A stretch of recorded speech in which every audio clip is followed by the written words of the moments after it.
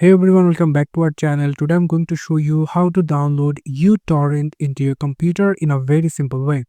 First, you have to need to go for any of your favorite browser, and then here you just need to search for uTorrent.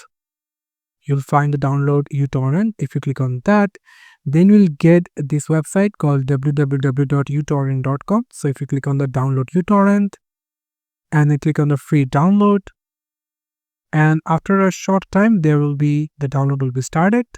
The exe file is downloaded, and now we're going to minimize this Google Chrome browser, going to drag down the installation uTorrent over here into the desktop. Click on the right mouse button, click yes for the permission, click next, and now we will going to download uTorrent over here.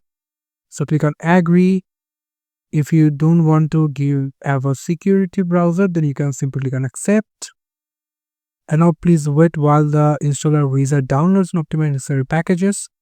So now it's installing, so it will take some minutes to install. For that, you just need to keep patience. And you can see that the installation is completed. You have successfully installed uTorrent web. And now if you click on finish, the uTorrent launched over here. You can see.